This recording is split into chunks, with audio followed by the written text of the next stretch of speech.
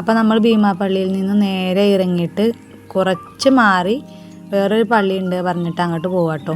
അതിന് ചുറ്റും കടലാണ് കേട്ടോ വരുന്നത്. ഇവിടെ ഒരു ഹാർബറൊക്കെ ഉണ്ട്, നമ്മുടെ മീനൊക്കെ വരുന്ന സ്ഥലമൊക്കെ ഉണ്ട് കേട്ടോ, മീൻ പിടിക്കാൻ പോകുന്നതും വരുന്നതൊക്കെ ആയിട്ടുള്ളത്. അപ്പോൾ നല്ല ഭംഗിയാട്ടോ ഇവിടെ കാണാനായിട്ട്. അപ്പോൾ ഈ പള്ളി കുറച്ച് ഉയരത്തിലാണ് കേട്ടോ ഉള്ളത്. മൊഹിയുദ്ദീൻ പള്ളി ദർഗ ഷെരീഫ് എന്നാണ് പറയുന്നത്. അപ്പോൾ നല്ല ഭംഗിയുള്ള വലിയൊരു പള്ളി തന്നെയാണ് കേട്ടോ ഇതും. അപ്പോൾ സ്റ്റെപ്പൊക്കെ കയറിയിട്ട് നമ്മൾ മേലൊക്കെ കയറിപ്പോണം. ഇതിൻ്റെ മേലെ കയറിയിട്ട് നിന്ന് നോക്കിയാൽ നല്ല വ്യൂ ആണ് കേട്ടോ, കാണാൻ അടിപൊളിയാണ്. എന്തായാലും ആദ്യത്തെ എക്സ്പീരിയൻസ് തന്നെ നല്ല അടിപൊളി എക്സ്പീരിയൻസ് ആണ് കേട്ടോ. അപ്പോൾ ഇതാ ഞങ്ങൾ ഈ പള്ളിയുടെ ഉള്ളിലേക്ക് പോവാണ് കേട്ടോ. അപ്പം അങ്ങനെ ഉള്ളിലൊക്കെ കയറി നമ്മൾ സിയാറത്തൊക്കെ ചെയ്തിട്ട് പുറത്തോട്ട് ഇറങ്ങിയതാണ്. അപ്പോൾ ഇവിടെ നിന്ന് നോക്കിയാൽ നമ്മുടെ മീൻ പിടിക്കാൻ പോണതും വരുന്നതും അങ്ങനെ ആയിട്ടുള്ള എല്ലാ സ്ഥലവും കാണാൻ പറ്റുന്നുണ്ട് കേട്ടോ. അവിടേക്കൊന്നും ഞങ്ങൾ പോയില്ല, ഇവിടെ നിന്ന് നോക്കിയാൽ തന്നെ എല്ലാം കാണാനുണ്ട്. അപ്പോൾ അതൊക്കെ കുറച്ച് നേരം കണ്ടു നിന്നിട്ട് ഞങ്ങൾ പള്ളിയുടെ പുറകു വശത്തേക്ക് ഇങ്ങനെ നടന്നു പോവുകയാണ്. പിന്നെ ഒരു ദിവസം കൊണ്ട് തന്നെ നമുക്ക് ഏകദേശം എല്ലാം കവർ ചെയ്യേണ്ടത് കൊണ്ട് തന്നെ നമ്മൾ എല്ലായിടത്തും കയറി ജസ്റ്റ് ഒന്ന് കണ്ട് കുറച്ച് നേരം നിന്ന് ഇറങ്ങാട്ടോ ചെയ്തിട്ടുള്ളത്. അപ്പോൾ ഈ പള്ളിയുടെ പുറകു വശമാണ് ഈ കാണുന്നത്. ഇതും അത്യാവശ്യം ഭീമാപള്ളിയുടെ പോലെ വലിയൊരു പള്ളി തന്നെയാണ്. പിന്നെ അടുത്ത് അവിടുത്തെ ഇതെന്ന് പറയുന്നതാണ് കേട്ടോ ഈ പാറപ്പള്ളി ദർഗ ഷെരീഫ് മേലോട്ട് നടപ്പള്ളിയുടെ പേര്. ഇതും തന്നെ അത്യാവശ്യം മുകളിലായിട്ടാണ് വരുന്നത്. ചുറ്റും കടലായതുകൊണ്ടാണെന്ന് തോന്നുന്നുണ്ട് കേട്ടോ. ഇവിടെയുള്ള പള്ളികളൊക്കെ കുറച്ച് സ്റ്റെപ്പൊക്കെ കയറിയിട്ടാണ് നമ്മൾ പോകുന്നത്. പിന്നെ അവിടെയും കുറച്ച് നേരം നിന്നിട്ട് പിന്നെ നമ്മൾ ഫുഡ് കഴിക്കാൻ കയറി കേട്ടോ. രാവിലെ ഒന്നും കഴിക്കാത്തത് കൊണ്ട് തന്നെ ഫുഡൊക്കെ കഴിച്ചിട്ട് പിന്നെ ഒരു ചെറിയ പള്ളി കൂടി ഉണ്ട് പറഞ്ഞിട്ട് അവിടേക്കാണ് അടുത്തതായിട്ട് പോകുന്നത് കേട്ടോ. മൊത്തം നമ്മൾ 4 പള്ളിയിലാണ് കയറിയത്. എന്തായാലും ഇതൊക്കെ കാണാനൊരു ഭാഗ്യം കിട്ടി, അതുതന്നെ വലിയ കാര്യം കേട്ടോ. പിന്നെ നമ്മൾ അവിടെ നിന്ന് ഇറങ്ങി നേരെ പോയത് നമുക്ക് ബോട്ട് യാത്രക്കാണ് കേട്ടോ. ഒരു കുറച്ച് നേരം നമുക്ക് ക്ലാസ് ഒക്കെ എടുത്ത് തന്നിട്ടാണ് നമ്മൾ പോയത്.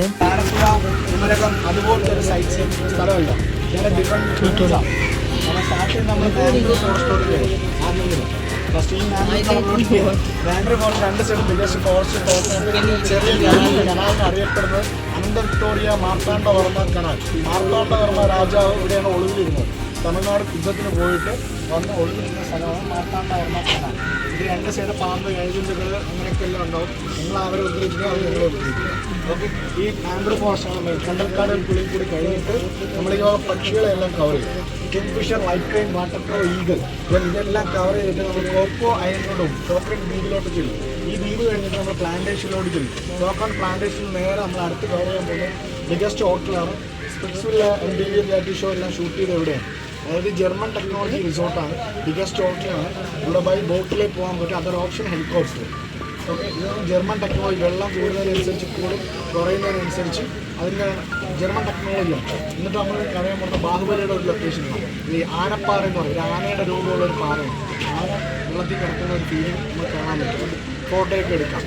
ഓക്കെ, എലിഫന്റ് റോഡ് കവർ ചെയ്തിട്ട് നമ്മൾ തമിഴ്നാട് ചെല്ലും. തമിഴ്നാട് കോസ്റ്റൽ ഏരിയ ഫിഷർമാൻ വില്ലേജിലോട്ട് ചെല്ലും. മീനൊക്കെ പിടിക്കുന്ന സ്ഥലങ്ങളിലോട്ട് ചെല്ലും. അവിടെ കോസ്റ്റൽ പോലീസിൻ്റെ കൺട്രോളാണ്.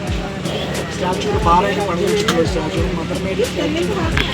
ഈ സ്റ്റാച്യു കവർ ചെയ്ത് നമ്മൾ കടലിൻ്റെ ആയിരം ചേർന്ന സ്ഥലത്തോട്ടും അതാണ് അതിൻ്റെ രൂപം അറബിക്കടലും നെയ്യാറുകളും കളക്ട് ചെയ്യുന്ന ഒരു സ്ഥലമാണ്. ഒരു പ്രത്യേക ഒരു ആംബിയൻസ് ആണ്. നമുക്കത് ആസ്വദിക്കാൻ പറ്റുന്നവരാണെങ്കിൽ നമുക്ക് ആസ്വദിക്കാൻ കഴിയും. ഓക്കെ, കഴിഞ്ഞിട്ട് നമ്മൾ ഇറങ്ങാൻ പോകുന്നത് ബീച്ചിലാണ്. ഈ ബീച്ച് ഇന്ത്യയിൽ ബോട്ടിൽ പോകുന്ന ഒരേ ഒരു സ്ഥലം ഇവിടെ. ബോട്ട് ബീച്ച് വരെ ചെല്ലുന്ന ഒരേ ഒരു സ്ഥലം. അത് സാധാരണ ബീച്ചിലൊക്കെ നമുക്ക് പോയി ബൈക്കുകളിലൊക്കെ പോവാം. എന്നാൽ നേരെ തിരിച്ചാണ് ഇവിടുത്തെ പ്രത്യേകത. ഇതൊരു ഹൈലൈറ്റ്. ഈ മണൽ വന്നിട്ട് ഗോൾഡ് കളറാണ്. സാധാരണ കോവളത്ത് ബ്ലാക്കും കന്യാകുമാരി വൈറ്റും. ഇവിടുത്തെ സാൻഡിൻ്റെ പ്രത്യേകത ഗോൾഡ് കളറാണ്. ഗോൾഡ് കളറായതുകൊണ്ടാണ് ഗോൾഡൻ ഐലൻഡ് എന്നാണ് പേര്. Golden sand beach. ഇവിടെ ഞങ്ങൾ ഇറങ്ങും. ഈ ഇറങ്ങിയിട്ടൊരു 15-20 മിനിറ്റ് സ്പെൻഡ് ചെയ്യും. 15-20 മിനിറ്റ് മാക്സിമം. ഓക്കെ, ഇത് കഴിഞ്ഞിട്ട് എല്ലാം കൂടെ കവർ ചെയ്തിട്ട് 1 മണിക്കൂറുണ്ട്, 1.5 മണിക്കൂറുണ്ട്. 1 മണിക്കൂറാണെങ്കിൽ ഇത് കിട്ടത്തില്ല. 1.5 മണിക്കൂർ എടുത്താൽ ഇത് കിട്ടും. ബാക്കി 1 മണിക്കൂറാണെങ്കിൽ ഇതെല്ലാം കിട്ടും. 1.5 എടുത്താലേ ഇത് കിട്ടും. പിന്നെ റേറ്റ് കുറയും. 1 മണിക്കൂറിൻ്റെയും 1.5 മണിക്കൂറിൻ്റെയും ബോട്ട് യാത്ര ആയിരുന്നു കേട്ടോ. അപ്പോൾ നമ്മൾ 1 മണിക്കൂറിൻ്റെയാണ് എടുത്തിട്ടുണ്ടായിരുന്നത്. 1 മണിക്കൂറിന് ചാർജ് വരുന്നത് ഒരു ബോട്ടിൽ 2500 കേട്ടോ. അതിൽ 7 വലിയ ആളും ഒരു കുട്ടിയും, അങ്ങനെ 2 ബോട്ടായിട്ടാണ് കേട്ടോ ഞങ്ങൾ പോയിട്ടുണ്ടായിരുന്നത്. അപ്പോൾ നല്ലൊരു എക്സ്പീരിയൻസ് ആണ്. സത്യം പറഞ്ഞാൽ ആദ്യമായിട്ടാണ് ഇതും ഒരു ബോട്ട് യാത്രയൊക്കെ ആദ്യമായിട്ടാണ് ചെയ്യുന്നത്. അതിൻ്റെ ഒരു പേടിയും ഒരു ആകാംക്ഷയൊക്കെ ഉണ്ടായിരുന്നു. എന്നാലും ജാക്കറ്റൊക്കെ ധരിച്ചിട്ടുണ്ടായിരുന്നു. പിന്നെ ഒരുപാട് ബോട്ടുകൾ ഇങ്ങനെ വിനോദസഞ്ചാരത്തിനായിട്ട് വന്നതുണ്ടായിരുന്നു കേട്ടോ. അതുകൊണ്ട് പിന്നെ നമുക്ക് പേടിക്കാനൊന്നുമില്ല. അപ്പം അങ്ങനെ കുറേ കാഴ്ചകളൊക്കെ കാണാനുണ്ടായിരുന്നു. അവർ തന്ന ആ സംഭവങ്ങളൊക്കെ നമ്മൾ കവർ ചെയ്തിട്ടുണ്ടായിരുന്നു കേട്ടോ. കണ്ടൽക്കാടുകൾ, അതേപോലെ മാർത്താണ്ഡവർമ്മ ഒളിവിൽ താമസിച്ചിരുന്ന സ്ഥലം, അങ്ങനെ പല പല സ്ഥലങ്ങൾ, ആനയുടെ രൂപമുള്ളൊരു പാറ, അതുപോലെ തന്നെ ഗോൾഡൻ സാൻഡ് ഐലൻഡ്, അവിടെയൊക്കെ നമ്മൾ കവർ ചെയ്തിട്ടുണ്ടായിരുന്നു കേട്ടോ. സത്യം പറഞ്ഞാൽ നമ്മൾ ഇങ്ങനെയൊക്കെ യാത്ര പോകുന്നത് നമ്മുടെ മനസ്സിനൊരു റിലീഫാണ്. നമ്മൾ കുറച്ച് നേരത്തെങ്കിലും എല്ലാം മറന്നൊന്ന് ആസ്വദിക്കാൻ വേണ്ടിയിട്ട് നമുക്കത് ഉപകാരപ്പെടും. എൻ്റെ ഒരു അനുഭവം വെച്ച് പറഞ്ഞതാണ്. എനിക്ക് വളരെയധികം എക്സ്പീരിയൻസ് ചെയ്യാൻ പറ്റിയൊരു സംഭവം തന്നെയാണ്. പോയിട്ടില്ലെങ്കിൽ ഭയങ്കര മിസ്സിങ് ആവും. സത്യം പറഞ്ഞാൽ ജീവിതത്തിൽ വലിയൊരു മിസ്സിങ് തന്നെ ആവട്ടോ ഇത്. അടിപൊളി എക്സ്പീരിയൻസ് ആയിരുന്നു. അത്യാവശ്യം വേണ്ട ഒരുപാട് സ്ഥലങ്ങളൊക്കെ ഞങ്ങൾക്ക് കവർ ചെയ്യാൻ പറ്റിട്ടോ. പിന്നെ നമ്മളിതാ ഇപ്പോൾ പോകുന്നത് ഇതുപോലുള്ള ഒരു ഗോൾഡൻ സാൻഡ് ഐലൻഡ് എന്നാണ് കേട്ടോ ഇതിൻ്റെ പേര്. ഇവിടെ നല്ല സ്വർണ്ണ കളറുള്ള മണലാണ് കേട്ടോ ഉണ്ടാകുക. പിന്നെ വേറൊരു പ്രത്യേകത എന്ന് പറഞ്ഞാൽ ഒരു വശം കായലും അതിൻ്റെ അപ്പുറം വശം കടലുമായിട്ടാട്ടോ വന്നിട്ടുള്ളത്. അതാണ് ഏറ്റവും വലിയ പ്രത്യേകത. ഇവിടെ ഇതുപോലെ തന്നെ ഒട്ടകം, കുതിരയൊക്കെ ഉണ്ടായിട്ടുണ്ടായിരുന്നു. അതിലൊക്കെ സവാരി ചെയ്യാൻ ഞങ്ങൾ ആരും അതിലൊന്നും കയറിയതൊന്നുമില്ല. നമ്മൾ നേരെ ബോട്ടിൽ ഇവിടേക്കാട്ടോ വന്നത്. അരമണിക്കൂർ ഇവിടെ നമുക്ക് സ്പെൻഡ് ചെയ്യാം. നമുക്ക് കഴിക്കാനും എല്ലാ സെറ്റപ്പും ഇവിടെ ഉണ്ട് കേട്ടോ. ജ്യൂസ്, അതുപോലെ തന്നെ ചെറിയ ലഘു കടികൾ, അങ്ങനെ കുറേ സാധനങ്ങളൊക്കെ ഇവിടെ ഉണ്ടായിരുന്നു. അപ്പോൾ ഞങ്ങൾ എല്ലായിടും ഒന്ന് കണ്ട് ചുറ്റിക്കറങ്ങിയിട്ട് പിന്നൊരു അരമണിക്കൂറോളം ഞങ്ങളിവിടെ ചിലവഴിച്ചിട്ടുണ്ടായിരുന്നു കേട്ടോ. ഒട്ടകത്തിൻ്റെ പുറത്തും കുതിരയുടെ പുറത്തൊക്കെ കുറേ ആളുകൾ ഇങ്ങനെ സവാരി ചെയ്ത് ഇങ്ങനെ നടക്കുന്നുണ്ടായിരുന്നു കേട്ടോ. നമ്മളതിലൊന്നും കയറിയതൊന്നുമില്ല. ഈ ഭാഗത്തായിട്ടാണ് കടൽ വരുന്നത്. ഈ ഭാഗം മൊത്തം കടലാണ്. 4 ഭാഗത്തും കയറ് ഇതുപോലെ ചുറ്റിയിട്ടുണ്ട്. കാരണം അതിൻ്റെ അപ്പുറത്തേക്ക് പോവാതിരിക്കാൻ വേണ്ടിയിട്ടാണ്. അപ്പോൾ അവിടെ നിന്നിട്ട് മക്കളൊക്കെ ഓരോരോ പരിപാടികൾ ചെയ്യുന്നുണ്ടായിരുന്നു. മണ്ണിൽ കളിക്കുന്നുണ്ടായിരുന്നു. ഇതിൽ കണ്ടോ, ഇതുപോലെ ആട്ടോ വരുന്നത്. ഈ ഭാഗം ഫുള്ള് കായലാണ്. റിസോർട്ട്, കായൽ, അങ്ങനെയുള്ള സംഭവങ്ങളാണ് ഈ ഭാഗം. അതിൻ്റെ ഓപ്പോസിറ്റ് സൈഡ് ഫുള്ളായിട്ട് കടലാട്ടോ വരുന്നത്. ഇതൊരു അത്ഭുതം തന്നെയാണ് കേട്ടോ കാണാനായിട്ട്. അടിപൊളിയാണ്. ഒരുപാട് ആളുകൾ ഇങ്ങനെ വന്നിറങ്ങിക്കൊണ്ടേ ഇരിക്കുക കേട്ടോ. ഹൗസിംഗ് ബോട്ടുകളും ഉണ്ട്, അതുപോലെ തന്നെ ചെറിയ ബോട്ടുകൾ, പല രീതിയിലുള്ള ബോട്ടുകളും അവിടെ കാണാനുണ്ട്. അങ്ങനെ നമ്മൾ ഇവിടുത്തെ കാഴ്ചകളൊക്കെ കണ്ടിട്ട് അരമണിക്കൂറായി ഞങ്ങൾ ബോട്ടിൽ തിരിച്ചു പോവാട്ടോ. ഇനി 2-3 സ്ഥലം കൂടി കവർ ചെയ്യാനുണ്ട്. അപ്പോൾ നമ്മളിതാ ബോട്ടിൽ കയറി. അപ്പോൾ നമ്മളിതാ റിസോർട്ട് കാണാനാട്ടോ അടുത്തതായിട്ട് പോകുന്നത്. കയറിയതൊന്നുമില്ല, ജസ്റ്റ് നമ്മൾ അതിൻ്റെ സൈഡിലൂടെ ഒന്ന് പോയിട്ട് അതൊക്കെ ഒന്ന് കവർ ചെയ്യാമെന്ന് മാത്രമേ ഉള്ളൂ. അല്ലാതെ അവിടെ ഒന്നും കയറുന്നൊന്നുമില്ല കേട്ടോ.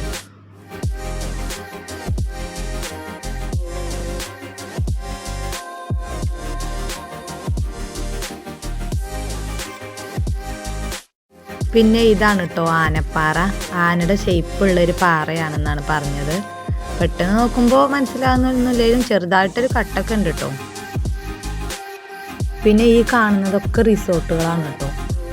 അപ്പോൾ ബോട്ടിലെ ആൾ നമുക്ക് പറഞ്ഞു തന്നിട്ടുണ്ടായിരുന്നു, ഇതിൽ ഒരു ദിവസത്തിന് 10,000 രൂപയാണ് റെൻറ്റ് വരുന്നത്. അതും ഒരു ദിവസത്തിന് മാത്രം. അതിൽ ഫുഡൊന്നും ഉൾപ്പെടില്ല. ഫുഡൊക്കെ നമ്മൾ പുറത്തുനിന്ന് വാങ്ങണം. ഇനി 10,000 രൂപയാണ് വിചാരിച്ചിട്ട് ആളുകളില്ലാത്ത കുഴപ്പമൊന്നുമില്ല. ഇതിലൊക്കെ ആളുകളുണ്ട്. പിന്നെ നമ്മൾ വരുന്നുണ്ടെങ്കിൽ ആദ്യം ബുക്കൊക്കെ ചെയ്ത് ഇടണം എന്നൊക്കെ നമ്മളോട് പറഞ്ഞു തന്നിട്ടുണ്ടായിരുന്നു കേട്ടോ. നമ്മളെന്തായാലും വരാനൊന്നും പോകുന്നില്ല. എന്തായാലും ഇതൊക്കെ കാണാൻ പറ്റിയത് തന്നെ വലിയ കാര്യം കേട്ടോ. പിന്നെ നമ്മൾ കണ്ടൽക്കാടുകളുടെ ഇടയിലൂടെ കേട്ടോ പോയത്. ഇവിടെയാണ് മാർത്താണ്ഡവർമ്മ രാജാവ് യുദ്ധത്തിൽ ഒളിച്ചിരുന്നതെന്നൊക്കെ നമുക്ക് പറഞ്ഞു തന്നിട്ടുണ്ടായിരുന്നു. അതുപോലെ ഇവിടെ പാമ്പുകളൊക്കെ ഉണ്ടാവും. നമ്മൾ അവരെ ഉപദ്രവിച്ചാലേ നമ്മളെ തിരിച്ച് ഉപദ്രവിക്കുള്ളൂ, അതും പറഞ്ഞു തന്നിട്ടുണ്ടായിരുന്നു. പക്ഷെ നമ്മൾ പാമ്പുകളെയൊന്നും കണ്ടിട്ടുണ്ടായിരുന്നില്ല. ഈ കണ്ടൽക്കാടുകളൊക്കെ നമ്മൾ അതിൻ്റെ ഉള്ളിലൂടെ പോയിട്ടുണ്ടായിരുന്നു കേട്ടോ. അങ്ങനെ ഏറെക്കുറെ അവർ പറഞ്ഞു തന്ന സ്പോട്ടൊക്കെ നമ്മൾ കവർ ചെയ്തിട്ട് ഇനി ഇത് കഴിഞ്ഞാൽ നേരെ നമ്മൾ വന്നിടത്തേക്ക് തന്നെ തിരിച്ചു പോവാട്ടോ ചെയ്യുന്നത്. അതിൻ്റെ ചെറിയ ചെറിയ ഭാഗങ്ങളൊന്നും എനിക്ക് വീഡിയോ എടുക്കാൻ പറ്റിയിട്ടില്ല.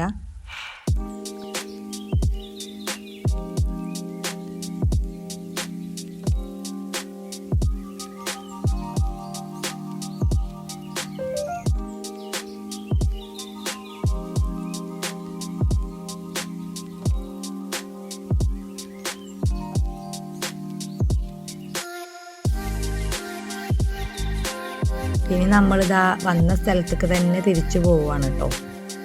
പിന്നെ നമ്മൾ 1 മണിക്കൂർ പറഞ്ഞിട്ട് 1 മണിക്കൂറിലധികം നമ്മൾ ബോട്ടിൽ യാത്ര ചെയ്തിട്ടുണ്ടായിരുന്നു. ചെറുതായിട്ട് ചെക്കിങ് കാര്യങ്ങളൊക്കെ ഉണ്ട് പറഞ്ഞപ്പോൾ നമ്മൾ ഉള്ളിലൂടെയൊക്കെ പോന്നിട്ടുണ്ടായിരുന്നു. അപ്പം ഞങ്ങൾക്ക് ഇറങ്ങേണ്ട സ്ഥലം എത്തിയിട്ടുണ്ട് കേട്ടോ. ഇനി അടുത്ത പാർട്ടിൽ വീഡിയോസ് ഇടാം കേട്ടോ. നമ്മൾ ഇവിടെ നിന്ന് നേരെ പോയത് നമ്മൾ കോവളം ബീച്ചിലേക്കാട്ടോ. അപ്പോൾ വീഡിയോ ഇഷ്ടമായാൽ എല്ലാവരും ഒന്ന് ലൈക്ക് ചെയ്യാനും ഷെയർ ചെയ്യാനും സബ്സ്ക്രൈബ് ചെയ്യാനും മറക്കല്ലേ.